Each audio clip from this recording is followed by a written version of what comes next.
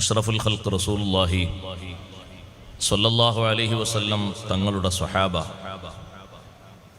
എല്ലാ ദിവസവും ഒരുപക്ഷെ കൂടുതലായി ഓതുന്ന അധ്യായമായിരിക്കും സൂറത്തുൽ അസ്ർ.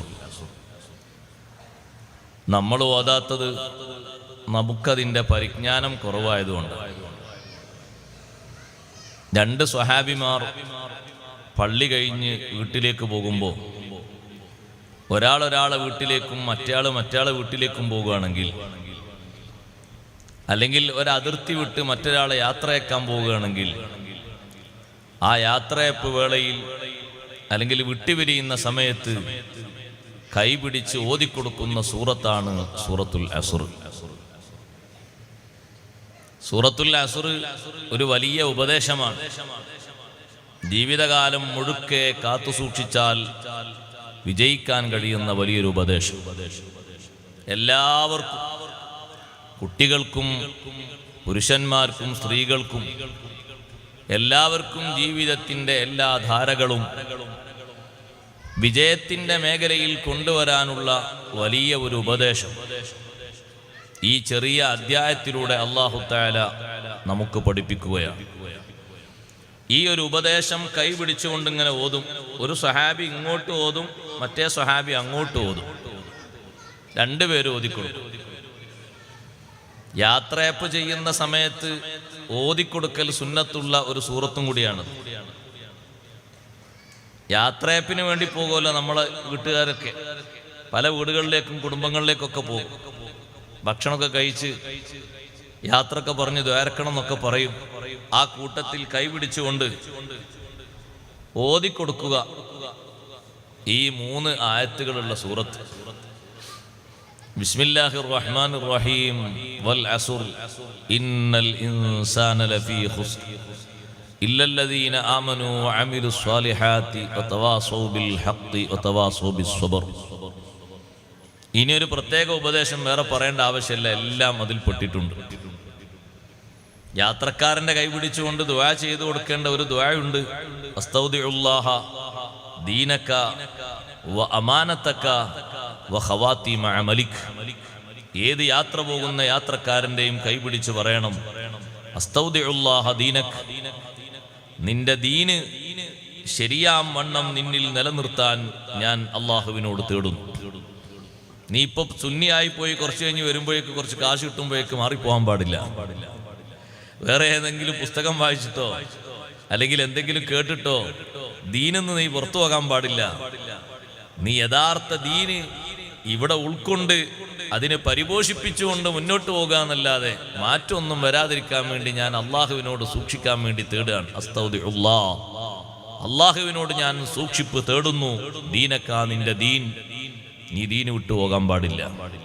വ അമാനത്തക്ക, നിന്നെക്കുറിച്ചുള്ള അമാനത്ത്, വിശ്വസ്തത, ഉത്തരവാദിത്ത ബോധം എന്നൊക്കെ അർത്ഥം പറയാൻ പറ്റുന്ന വാക്ക്.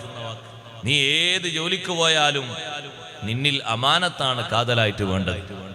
ആരെയും പറ്റിക്കാതെ, ആരെയും വഞ്ചിക്കാതെ, വേറെ ചതിയിലൊന്നും പെടാതെ വിശ്വസ്തയോടുകൂടെ നിലനിൽക്കാൻ ഞാൻ അള്ളാഹുവിനോട് തേടുന്നു. വഖവാതിമ അമലിക്, നിന്റെ കർമ്മങ്ങളുടെ പരിസമാപ്തിയൊക്കെ നിനക്ക് അനുകൂലമാകണം. ആഖിറത്തിൽ പ്രതികൂലമാകരുത്. അനുകൂലമായി കിട്ടാനും ഞാൻ അള്ളാഹുവിനോട് ചോദിക്കും. ഈ വിശാലമായ 3 ചോദ്യങ്ങളും ചോദിക്കുന്ന ദുആ അത് നടത്തൽ സുന്നത്തുണ്ട്. യാത്രയപ്പ് എന്ന് പറഞ്ഞാൽ വെറുതെ പോയി കണ്ടുപോന്നാ പോരാ. കൂട്ടത്തിൽ ഇനി ഏത് യാത്രയപ്പിന് പോവുകയാണെങ്കിലും ഒരു വല്ലാസുരി കൈ പിടിച്ച് ഓതി കൊടുക്കണം. എന്താപ്പെന്ന മദരിച്ചത് വന്ന് കിട്ടിയെന്ന് ആരും പുതിയതായിട്ട് ചോദിച്ചാൽ കൂടുതൽ പറയണ്ടേ, നമ്മൾ ഉൾക്കൊള്ളണ്ടേ. കൈ പിടിച്ചുകൊണ്ട് കൂട്ടുകാരൻ ഞാൻ പോകാന്ന് പറയും, പോക എന്നാ ഒരു വല്ലസുരി ഓതി കൊടുക്കുക. കുറെ നേരമൊന്നുമില്ലല്ലോ, യാസീനൊക്കെ ഓതണമെങ്കിൽ നേരത്തെ വരും. ഒരു വല്ലാസുരി ഓതി കൊടുക്കുക. അവിടുന്ന് ഇങ്ങോട്ടും ഒരു വല്ലാസുരി, നമ്മൾ അങ്ങോട്ടും ഒരു വല്ലാസുരി സൂറത്ത്. ആ സൂറത്തിന്റെ അർത്ഥതലങ്ങൾ കേൾക്കുമ്പോൾ ഓതിക്കൊടുക്കേണ്ട സൂറത്ത് തന്നെയാണ് എന്ന് നമുക്ക് ബോധ്യപ്പെടും. വിശുദ്ധ ഖുർആനിന്റെ ഒരുപാട് പറഞ്ഞു തീർക്കാൻ കഴിയാത്ത പ്രത്യേകതകളിൽ ഒരു പ്രത്യേകതയാണ് പരിശുദ്ധ ഖുർആൻ മൂജസായ കലാമാണ്. ചെറിയ വിഷയങ്ങൾ പറഞ്ഞ് വലിയ ആശയങ്ങൾ അല്ലാഹു തആല ലോകത്തെ പഠിപ്പിക്കുന്ന വളരെ ഭംഗിയുള്ളതാണ് വിശുദ്ധ ഖുർആനിന്റെ വിവരണം. ചെറിയ വിഷയങ്ങളാണ് പറയാ, പക്ഷെ അതിൽ ഉൾപ്പെടാത്ത ഒന്നും ഉണ്ടാകൂല. എല്ലാം അതിൽ ഉൾപ്പെട്ടിട്ടുണ്ടാകും. അത് പഠിക്കാനും ചിന്തിക്കാനും കൂടുതൽ ഗ്രഹിക്കാനും സമയവും അവസരങ്ങളും നമ്മൾ ഓരോരുത്തരും ഉപയോഗപ്പെടുത്തണം. ഞാൻ കൂടുതലായി നീട്ടിപ്പറഞ്ഞ് വിശദീകരണങ്ങൾ കുറക്കുന്നില്ല. തഫ്സീർ തന്നെ ധാരാളം പറയാനുണ്ട്. അപ്പോൾ വൽ അസ്രി സൂറത്ത് ഇത്രയും മഹത്തുള്ളൊരു സൂറത്താണ്. സ്വഹാബത്ത് ദിനം പ്രതി വസിയ്യത്ത് എന്ന നിലക്ക് കൂട്ടുകാർക്ക് അങ്ങോട്ടും ഇങ്ങോട്ടും ഓതിക്കൊടുക്കുന്ന സൂറത്ത്. വളരെയധികം പ്രത്യേകതയുള്ള ഈ സൂറത്ത് ജീവിതത്തിൽ നമ്മളും പതിവാക്കേണ്ടതാണ്. ബിസ്മില്ലാഹിർ റഹ്മാനിർ റഹീം. ബിസ്മില്ലാഹിന്റെ വിശദീകരണം പിന്നെ പലപ്പോഴും കേൾക്കുന്നതല്ലേ. അള്ളാഹുവിന്റെ ഇസ്മ കൊണ്ട് ഞാൻ ആരംഭിക്കുന്നു. അർ റഹ്മാൻ അർ റഹീം. റഹ്മാനും റഹീമുമായ അള്ളാഹുവിന്റെ ഇസ്മ കൊണ്ട് ഞാൻ ആരംഭിക്കുന്നു എന്ന് ചെറിയ ഒരു രൂപത്തിൽ നമ്മൾ അർത്ഥം പറയും. വിശാലമായ അർത്ഥങ്ങൾ വിശദീകരിക്കുകയാണെങ്കിൽ ഒരുപാടുണ്ട്. അല്ലാഹ്, റഹ്മാൻ, റഹീം എന്ന 3 മഹത്വമേറിയ ഇസ്മുകൾ അടങ്ങിയ ബിസ്മില്ലാഹി വലിയ മഹത്വമുള്ള ദിക്റാണ്. ഇമാം റാസി റളിയല്ലാഹു അൻഹു പറഞ്ഞു, ബിസ്മില്ലാഹിർ റഹ്മാനിർ റഹീം എന്നതിൽ 19 അക്ഷരങ്ങളാണ് അല്ലേ. എണ്ണി നോക്കിയാൽ ഒഴിവുപോലെ എണ്ണി നോക്കിയാൽ മതി, അപ്പോൾ കിട്ടും. 19 ഹർഫുകളാണ് ബിസ്മില്ലാഹിർ റഹ്മാനിർ റഹീം എന്നതിലുള്ളത്. അത് വലിയൊരു കാവലാണ്. നാളെ നരകത്തിന്റെ പാർശ്വങ്ങളിൽ അല്ലാഹു നിർത്തിയിരിക്കുന്നത് അലൈഹാ 19 മലക്കുകളെയാണ്. സബാനിയത്ത്, കാവൽക്കാർ. ഉസ്താദെ, ഇത്രയും വലിയ ജനാവലിക്ക് ഇത്രയും വലിയ ആളുകളെ നിയന്ത്രിക്കാൻ 19 ഒന്ന് മതി. കാരണം ആ 19 എണ്ണത്തിന്റെ വലുപ്പവും അതിന്റെ വ്യാസവും കേട്ടാൽ ഒന്നെന്നെ മതി എന്ന് പറയും. സബാനിയത്തിന്റെ കണക്കാണ് 19 എന്ന് പറഞ്ഞത്. നരകത്തിന്റെ ഭാഗങ്ങളിൽ നിൽക്കുന്ന കാവൽ ഭടന്മാർ വല്ലാത്ത ആരോഗ്യവന്മാരാണ്. അവരെ പറ്റിയാണ് അള്ളാഹു പറഞ്ഞത്, അലൈഹാ മലായികത്തുൻ ശിദാദുൻ ഗിലാദ്. ആ നരകത്തിന്റെ മുകൾ ഭാഗത്ത് നല്ല മല്ലന്മാരായ ഗൗരവ സ്വഭാവം മാത്രമുള്ള മലക്കുകളുണ്ട്. അവരെ ആ ശക്തി, അവരെ ആ ഹൈറ്റും വെയിറ്റും വിശദീകരിച്ചപ്പോൾ ഹദീസിൽ പഠിപ്പിച്ചു, ഒരു മലക്കിന്റെ 2 ചുമലിന്റെ ഇടയിലുള്ള വ്യാസം, വലുപ്പം മാ ബൈനൽ മശ്രിഖ് വൽ മഗ്രിബ്. മശ്രിഖ് മഗ്രിബിന്റെ ഇടയിലുള്ള അത്ര വിസ്തീർണമുണ്ട്. ഒരൊറ്റ മലക്കിൻ്റെതാണ് അങ്ങനത്തെ 19 എണ്ണം. ആ 19 മലക്കുകളുടെ കുളത്തിലും പെടാതെ അവര് വലിച്ച് നരകത്തിലേക്ക് വീഴ്ത്തുന്നതിൽ പെടാതിരിക്കാൻ വലിയൊരു കാവൽ മന്ത്രമാണ് ഈ 19 ഹർഫുകൾ എന്ന് ബിസ്മില്ലാഹിയുടെ മഹത്വം വിശദീകരിച്ചുകൊണ്ട് ഇമാം റാസി റളിയല്ലാഹു അൻഹു നമ്മെ പഠിപ്പിക്കുന്നു. അതുകൊണ്ട് ബിസ്മി എല്ലുന്ന ആള് എപ്പോഴും പൂർണ്ണമായി ചൊല്ലണം, പിശുക്കരുത് എന്നർത്ഥം. ഒരു ബിസ്മില്ലാഹി മാത്രാക്കരുത്. ഭക്ഷണം കഴിക്കുമ്പോൾ ഒരു ബിസ്മില്ലാഹി എന്നാക്കരുത്. ബിസ്മില്ലാഹിർ റഹ്മാനിർ റഹീം മുഴുവനായിട്ട് ചൊല്ലുക. നമ്മൾ വാഹനം സ്റ്റാർട്ട് ചെയ്യുമ്പോഴും ബിസ്മില്ലാഹി തുടങ്ങും, ബിസ്മില്ലാഹിർ റഹ്മാനിർ റഹീം. വാഹനത്തിൽ കയറുമ്പോഴും ബിസ്മില്ലാഹി ചൊല്ലൽ സുന്നത്തുള്ള എല്ലാ മേഖലകളിലും ബിസ്മില്ലാഹി മുഴുവനായി ചൊല്ലുക. അറവ് നടത്തുന്നതൊട്ട് വരെ ബിസ്മില്ലാഹിർ റഹ്മാനിർ റഹീം എന്ന് ചൊല്ലണം. ചിലരവിടെ സംശയം കൊണ്ടുവന്നു, അറവ് എന്ന് പറഞ്ഞാൽ അങ്ങനത്തെ ഒരു വിഷയമല്ലേ, അതുകൊണ്ട് റഹ്മാനുർ റഹീം ഉച്ചരിക്കണോ? അറവ് അർത്ഥുകൊണ്ട് വേദനിപ്പിക്കുന്ന സംഗതിയല്ലേ.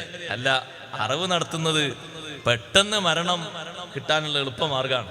അതുകൊണ്ട് അതൊരു റഹ്മത്താണ്. റഹ്മത്തിന് കുറവൊന്നുമില്ല, റഹ്മത്ത് കൂട്ടിച്ചൊല്ലണം. ബിസ്മില്ലാഹിർ റഹ്മാനിർ റഹീം ഇരിക്കട്ടെ. ആ ബിസ്മില്ലാഹിർ റഹ്മാനിർ റഹീമിന്റെ മഹത്വം ഉൾക്കൊണ്ട് അത് ജീവിതത്തിൽ പതിവാക്കുക. വൽ അസുർ, കാലം തന്നെയാണ് സത്യം. കാലത്തെ സത്യം ചെയ്ത് അല്ലാഹു തആല മാലോകരെ പഠിപ്പിക്കുന്നു വലിയൊരു പ്രമേയം. കാലം തന്നെയാണ് സത്യം. വൽ അസുർ എന്നതിന്റെ ഒരു വിവക്ഷയാണത്. എന്തേ കാലത്തെ സത്യം ചെയ്യുന്നത്? കാലം എന്ന് പറയുന്നത് അത്ഭുതങ്ങളിൽ വലിയൊരു അത്ഭുതമാണ്. കാലത്തിന്റെ ചലനം, അതിന്റെ നിയന്ത്രണം, അതിന്റെ വ്യത്യസ്തതകൾ, വിവിധ രൂപത്തിലുള്ള ആ കാലത്തിന്റെ ഗമനം, സുഗമമായ അതിന്റെ നടത്തിപ്പ്, അതിൻ്റെ രാവും പകലും, ഗ്രീഷ്മകാലവും അതുപോലെ തന്നെ ഉഷ്ണകാലവും ശൈത്യകാലവും ഹേമന്തകാലവും വസന്തകാലവും എല്ലാം ഉൾപ്പെട്ടിരിക്കുന്ന കാലം മനുഷ്യനെ വലിയൊരു വിഷയം പഠിപ്പിക്കുന്നുണ്ട്. എന്താ പഠിപ്പിക്കുന്നത്? ഈ രൂപത്തിൽ കാലം സ്വമേധയാ സഞ്ചരിക്കാൻ ഒരു നിലക്കും കഴിയില്ല.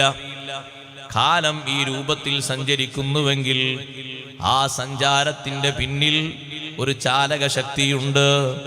കാലത്തെപ്പറ്റി പഠിക്കുന്ന മനുഷ്യൻ തീർത്തും അവന്റെ പഠനം എത്തിച്ചേരുന്നത് ഈ കാലത്തെ നിയന്ത്രിക്കുന്നൊരു നിയന്താവുണ്ട്. തീർച്ചയാണ് കാലത്തെ നിയന്ത്രിക്കുന്ന നിയന്താവുണ്ടോ? ഉണ്ട്. എങ്കിൽ പിന്നെ ആ നിയന്താവ് ആരാണ്? ആ നിയന്ത്രിക്കുന്നവൻ ആരാണ്? അന്നഹു ഹുവല്ലാഹ്. അത് പരമശക്തിയായ അല്ലാഹു സുബ്ഹാനഹു വ തആലയാണ്. കാരണം ഈ രൂപത്തിൽ നിയന്ത്രിക്കാൻ മറ്റാർക്കും കഴിയില്ല.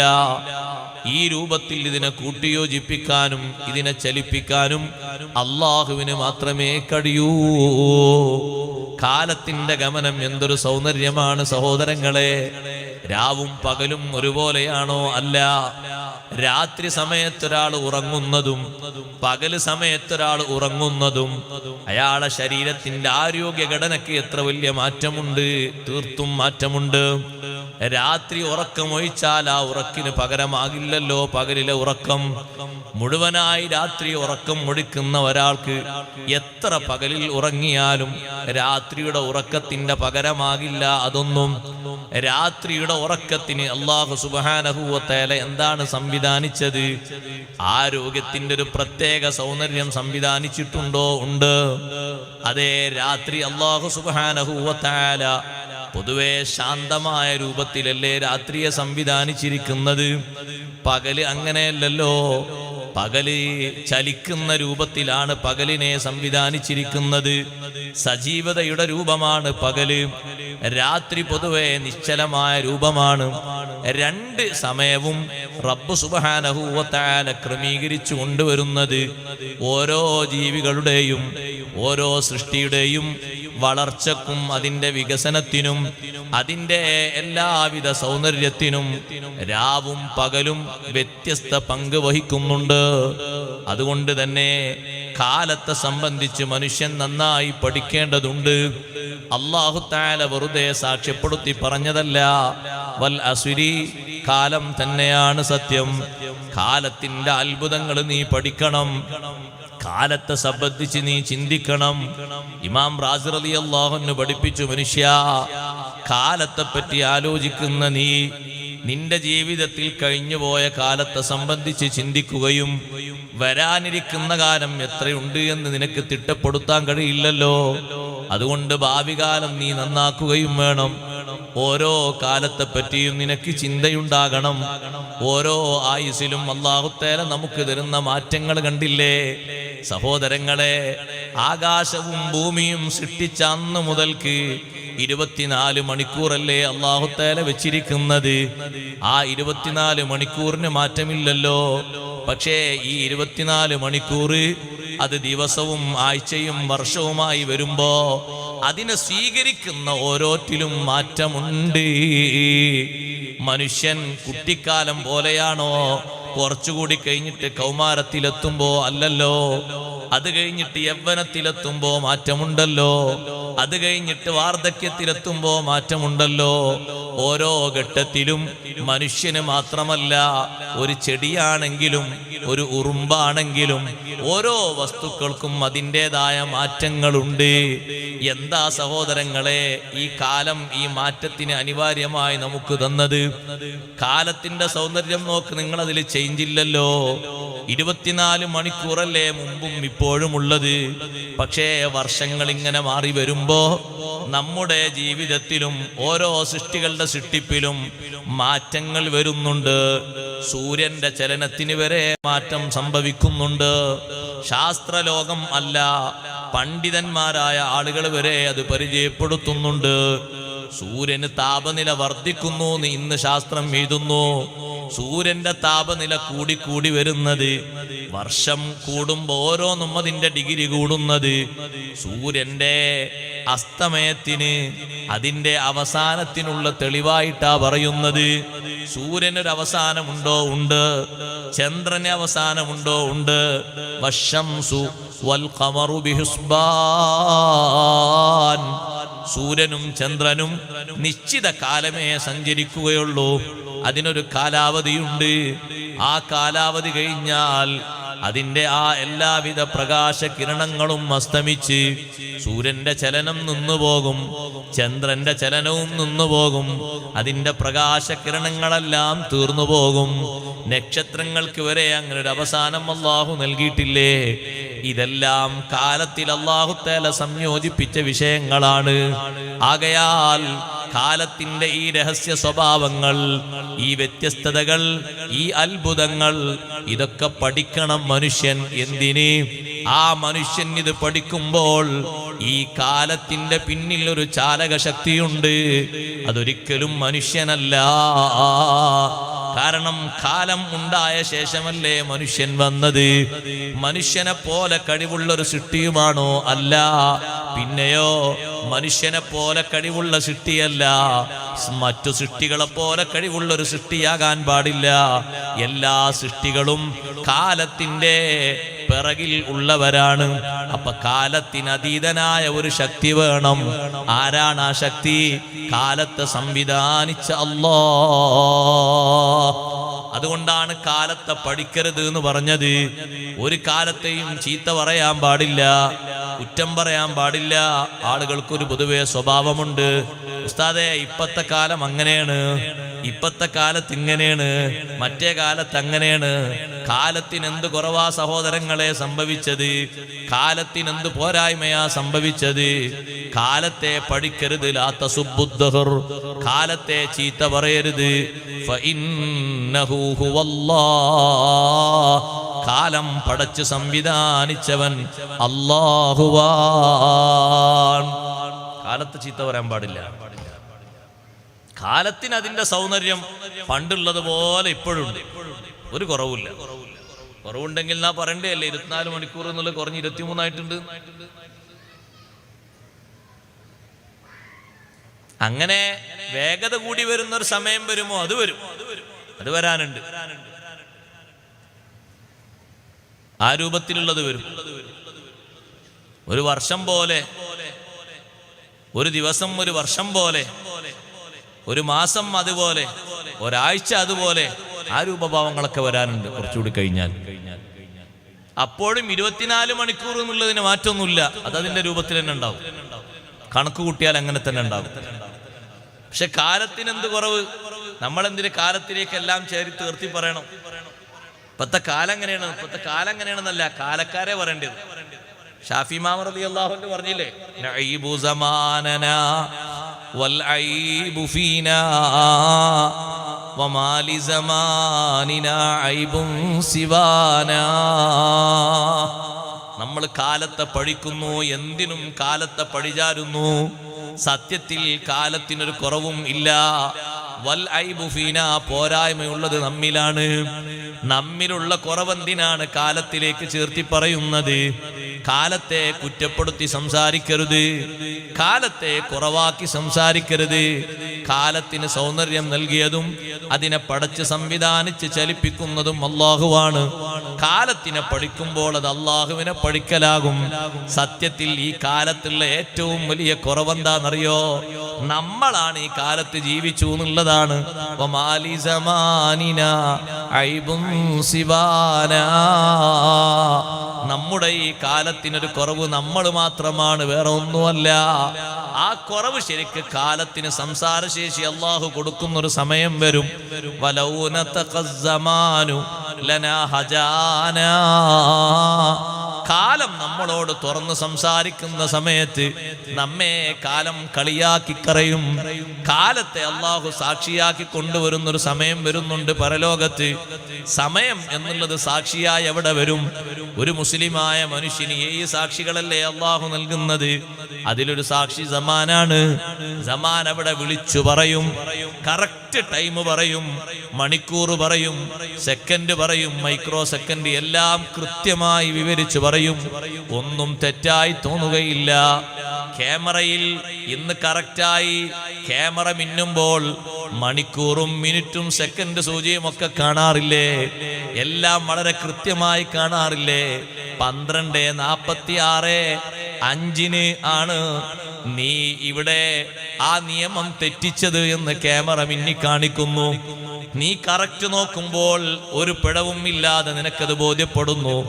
എങ്കിൽ സഹോദരാ, നാളെ ആഖിറത്തിൽ സമാന് വന്നിട്ട് സാക്ഷി നിൽക്കുമ്പോ സമാൻ അതിന്റെ കറക്റ്റ് കണക്ക് പറയും. നന്മ ചെയ്തതിനും സാക്ഷിയാകും, തിന്മ ചെയ്തതിനും സാക്ഷിയാകും. യൗമഇദിൻ തുഹദ്ദിസു അഖ്ബാറഹാ.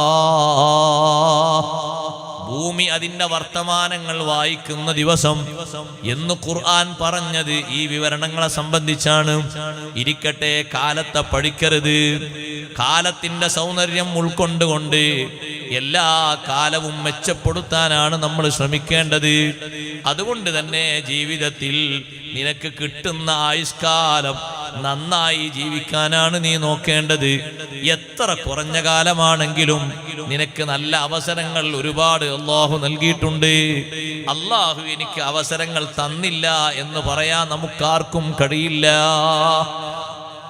അതിനാണ് അള്ളാഹു തആല അവന്റെ വിശാലമായ റഹ്മത്ത് കൊണ്ട് എത്ര മോശപ്പെട്ട ആളുകളെയും നിങ്ങൾ നോക്ക്, പെട്ടെന്ന് അള്ളാഹു തആല ശിക്ഷിക്കുന്ന സ്വഭാവം അള്ളാഹു തആലക്കില്ല. ലോകത്ത് ഒരേ ദിവസം തന്നെ 10,000-ലധികം വരുന്ന കുഞ്ഞുങ്ങളെ കൊന്നൊടുക്കാൻ വേണ്ടി ഉത്തരവിട്ട് കൊല്ലാകൊല നടത്തിയ ആളാണ് ഫിർഔന്. അവനെ ഒറ്റടിക്ക് അള്ളാഹു തആല തീർത്തിട്ടില്ലല്ലോ. എത്ര ദൃഷ്ടാന്തങ്ങൾ അവന്റെ മുന്നിൽ അള്ളാഹു കാണിച്ചു കൊടുത്തത്.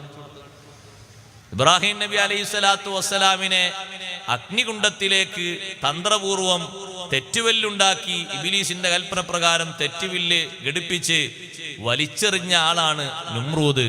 പെട്ടെന്ന് അവൻ അള്ളാഹു കൊന്നുകളഞ്ഞു? ഇല്ല. എത്ര കാലം കഴിഞ്ഞു? കഅബ പൊളിക്കാൻ വേണ്ടി വന്ന അബ്രഹത്തിന്റെ കൂടെയുള്ള പല ആൾക്കാരും സ്പോട്ടിൽ മരിച്ചു, പക്ഷികളെ കല്ല് കൊണ്ടിട്ട്. പക്ഷെ അബ്രഹത്തിനെ വീണ്ടും ആ മക്കയിൽ നിന്ന് യമനിലേക്ക് ചുമന്നു കൊണ്ടുപോയി അബ്രഹത്തിന്റെ വയറ് വീർത്ത് വികസിച്ച് പൊട്ടി ഒലിച്ച് രോഗഗ്രസ്തനായി കിടന്ന് കുറെ കഴിഞ്ഞിട്ടാണ് അബ്രഹത്ത് മരിക്കുന്നത്. ഇതിനാ അല്ലാഹു തആല അങ്ങനെ ചെയ്യുന്നതെന്ന് അറിയോ നിങ്ങൾ? സമയം കിട്ടിയില്ല ചിന്തിക്കാനും മടങ്ങാനും എന്നാരും പറയരുത്. നമ്മളും പറയരുത് നന്നാകാൻ നേരം കിട്ടിയിട്ടില്ല. അതിനാണ് ഈ സമയങ്ങളൊക്കെ വെച്ച് തരുന്നത്. സമയത്തെ പറ്റി പഠിക്കുമ്പോൾ ഒരു പാഠം നല്ലോണം പഠിക്കാനുള്ള അതാണ്. എന്തിനാണ് അല്ലാഹു തആല ആയുസ് നീട്ടിത്തരുന്നതെന്ന് അറിയോ? തീർക്കേണ്ട ബാധ്യതകളൊക്കെ തീർക്കാൻ നേരം കിട്ടിയിട്ടില്ല എന്ന് അവിടുന്ന് പറഞ്ഞാലേ കാറ്റലോഗ് കൊണ്ടുതരും. ഒഴിവ് സമയത്തിന്റെ ലിസ്റ്റ് മൊത്തം കൊണ്ട് തരും. ആണിനും പെണ്ണിനും തരും. ഇത്ര ബാധ്യത ഉണ്ടായിട്ട്, ഇത്ര സമയം ഉണ്ടായിട്ട്, ഇത്ര ഒഴിവ് കഴിവുണ്ടായിട്ട്, ഇത്ര സമ്പത്തുണ്ടായിട്ട് എന്റെ നീ വിട്ടാതിരുന്ന് സമയം കിട്ടിയില്ലാണോ? ആരോടാ നീ ഇത് പറയുന്നത്? അത് ദുന്യാവിൽ ആരോടെയും പറയാൻ പറ്റും. സമയം കിട്ടിയില്ല, തിരക്കാണ്, വിസയാന്നൊക്കെ. അവിടെ നടക്കൂലെന്നോ? അതിനാണ് അല്ലാഹു തആല അക്രമികളെ വരെ നോക്ക് നിങ്ങൾ. പരാക്രമം ചെയ്യുന്ന എത്ര ആൾക്കാരുണ്ടെന്ന് ലോകത്ത്. പെട്ടെന്ന് അല്ലാഹു നശിപ്പിക്കുന്നുണ്ടോ? ഇല്ല. നമ്മൾ ഓതുന്നില്ലേ? എല്ലാ വെള്ളിയാഴ്ചയും ഓതുന്നില്ലേ സൂറത്തുൽ കഹ്ഫ്? സൂറത്തുൽ കഹ്ഫിൽ അല്ലാഹു തആല പറയുന്നില്ലേ? നമ്മോടൊക്കെ പഠിപ്പിക്കുന്ന ഒരു പഠനമില്ലേ സഹോദരങ്ങളെ? വറബ്ബുക്കൽ ഗഫൂറു ദുർ റഹ്മ. നിന്റെ രക്ഷിതാവായ അല്ലാഹു തആല അൽ ഗഫൂർ, കൂടുതൽ പൊറുക്കുന്നവനാണ്. ദുർ റഹ്മതി, കാരുണ്യമുള്ളവനാണ്. ലൗ യുആഖിദുഹും ബിമാ കസബൂ ലഅജ്ജല ലഹുമുൽ അദാബ്. അനിഷ്ട പ്രവർത്തനങ്ങളെ കൊണ്ട്, അരുതായ്മകളെ കൊണ്ട് അല്ലാഹു തആല അക്രമികൾക്ക് ശിക്ഷ കൊടുക്കുകയാണെങ്കിൽ ലഅജ്ജല ലഹുമുൽ അദാബ്, പെടുന്നനെ ശിക്ഷ കൊടുത്ത് അല്ലാഹുവരെ നശിപ്പിക്കുമായിരുന്നു. ഇല്ലല്ലോ. അല്ലാഹു തആലാക്ക് കഴിവ് കുറവുണ്ടായിട്ടാണോ? അല്ല. പിന്നെന്തേ റബ്ബ് സുബ്ഹാനഹു വ തആല അതിന് അവസരം വേറെ ഒരുക്കി വെച്ചിട്ടുണ്ട്. ലൗ യുആഖിദുഹും ബിമാ കസബൂ ലഅജ്ജല ലഹുമുൽ അദാബ് ബല്ലഹും മൗഇദുൻ ലൻ യജിദൂ മിൻ ദൂനിഹി മൗഇലാ ബല്ലഹും മൗഇദ് അവർക്കൊക്കെ ഒരു വാഗ്ദത്ത സമയം വരാനുണ്ട്, ഒരു വാഗ്ദത്ത സ്ഥലം വരാനുണ്ട്.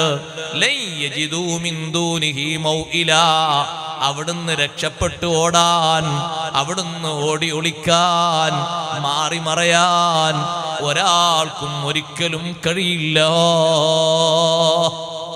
പിന്നെ രക്ഷപ്പെടാൻ കഴിയില്ല. ഇവിടെ ഒളിവിൽ പോയി എന്ന് പറയും, മറവിൽ പോയി എന്ന് പറയും, ആളെ കാണാതായി എന്ന് പറയും. അല്ലാഹു തആല ഒരുക്കി വെച്ചിരിക്കുന്ന വാഗ്ദത്ത സമയം, വാഗ്ദത്ത സ്ഥലം, അവിടുന്ന് വിട്ടുപോകാനോ തെറ്റിപ്പോകാനോ ചുളിവിൽ മറന്നു പോകാനോ ഒരാൾക്കും സാധ്യമല്ല. അതിനു വേണ്ടി അല്ലാഹു തആല അങ്ങോട്ട് ബാക്കി വെക്കുന്നു.